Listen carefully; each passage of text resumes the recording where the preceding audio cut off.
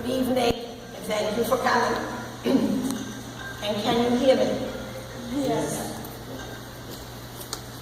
I have a little bit of an abbreviated story of my story, and for the sake of time, I will go to that.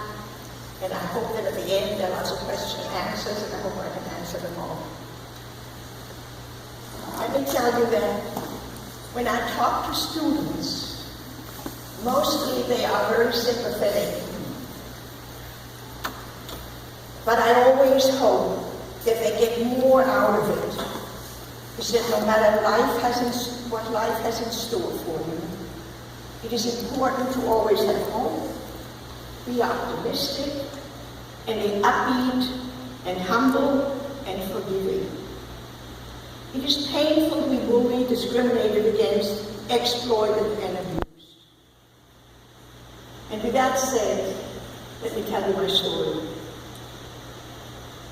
As a child, I came home one day and was told that alone I was going to leave my family, my friends, my belongings, and go to a foreign country with a foreign language and live with strangers. And although I've never been in a concentration camp, my story of the Holocaust experience was different.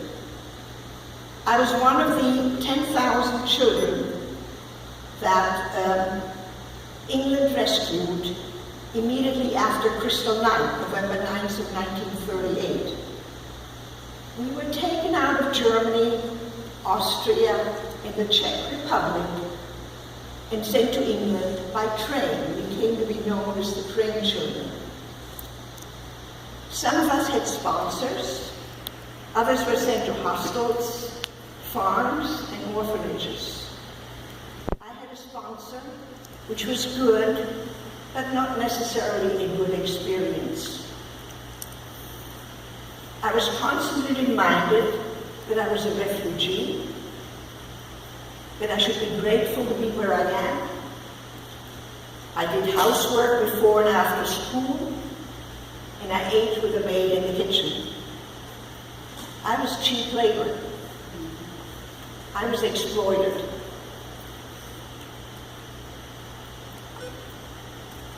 And as it is, to backtrack, shortly after I came to England in April '39, war broke out. And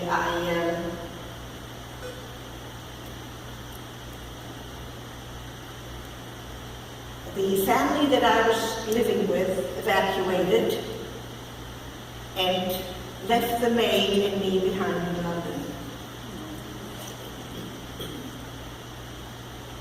to face the bombing.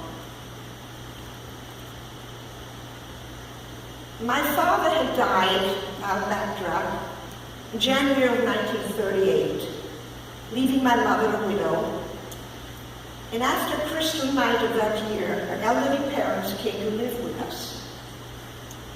And because life in Germany had become so very difficult, she had to make a very quick decision: how to save her children. My brother, who was older than I, was old enough to emigrate to Israel, where he remained for the rest of his life. I was too young, and my escape was England. I stayed in London then for several months after war broke out, and then my sponsors could not afford me anymore. So the committee that was responsible for all the refugee children sent me to a hostel outside of London. The name of the place was Rustfall Beacon. Rustfall Beacon was not a bad place, and I was there for 2 years. It was all refugee girls from the ages of 4 to 16. The older ones looking after the younger ones. We had some of the staff were nice, others were not so nice, but life went on. I was at Rustall for 2 years.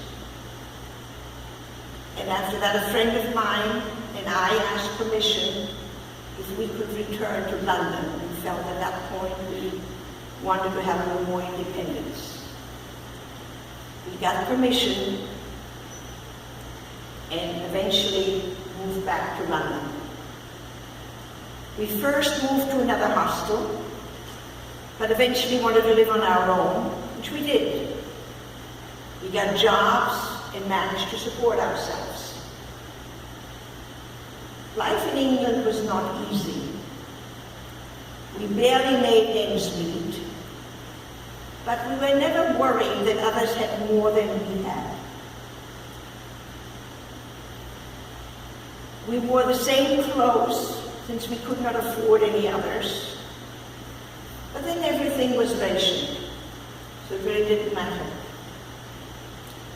We went to dances, we met boys, and we managed to enjoy ourselves. We were teenagers.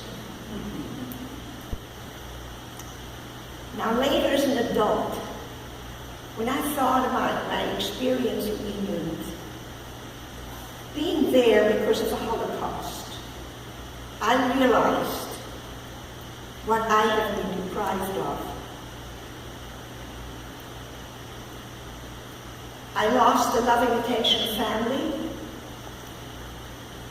I was deprived of a good education. Growing up under normal circumstances, I was deprived of learning who I am and how to be an adult in a safe environment. I had to figure out what was right and what was wrong. Because if I did wrong, there was nobody there to help me. And once I was married and had children of my own, I asked myself, could I give them up the way my mother had?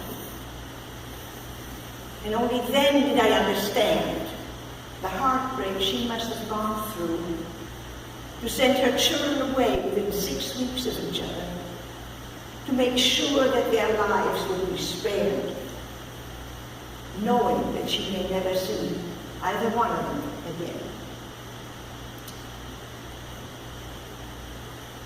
The love for us and the strength she had is indescribable.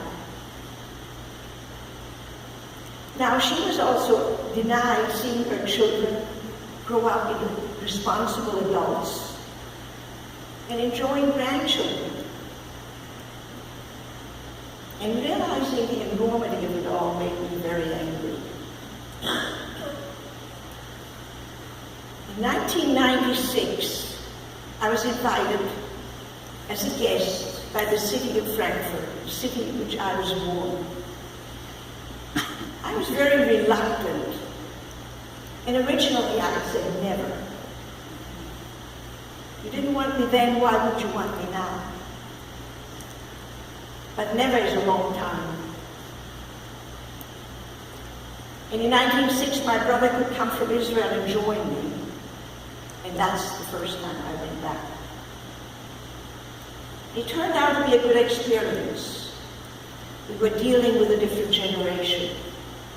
A generation that was not denying what their parents had allowed to happen, but a generation that was willing to understand and teach and realize what had happened. The trip taught me something. Holding on to grudges is a waste of energy. It is not productive, it's destructive. Anger at anything, may be children, parents, family, or friends. When it is over, let it go. And I'm glad I did. Not hold on to my anger, but went forward with my life. I also know that this is what my mother would have wanted me to do. And eventually, with the encouragement of my late husband, I caught up with my high school and college education. I enjoyed 55 and a half years of a happy marriage. I'm a proud mother of 2 fabulous sons, adore my daughter-in-laws, enjoy grandchildren and even great-grandchildren.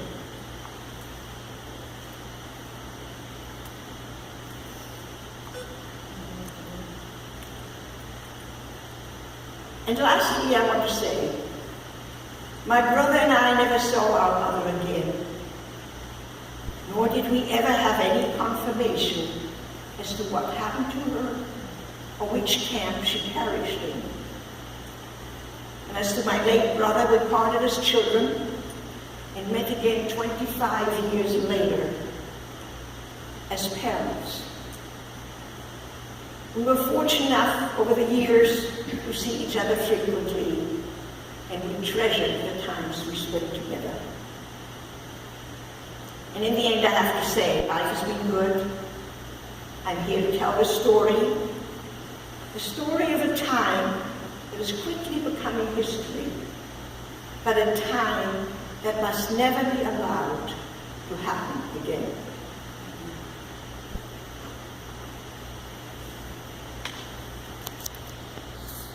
And I'll try and answer them, and as much as I can. And in the end, allowing that there's time, if you want me to, I will also tell you the history, what precipitated Crystal Night, the night of the broken glass.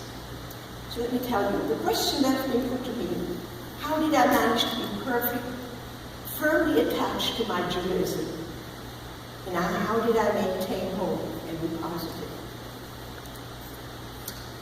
My Judaism was so firmly ingrained in me as a child that I never gave it a thought to question. And when I was old enough to question it, I realized how much I had sacrificed for my religion. And with all that the religion has encountered over the millenniums, how it has always survived, and that I am one of those survivors.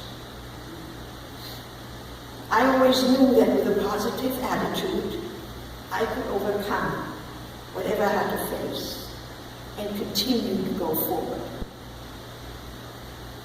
I was also fortunate to obviously have made some fairly good decisions and choices, which made life good for me. Life was always not a bed of roses. I struggled, worked hard, encountered losses, but my cup was always half full, never half empty. It has given me the strength to enjoy life, to overcome anger, and to hold no grudges. Once I had children, I tried to protect them from the history of my youth.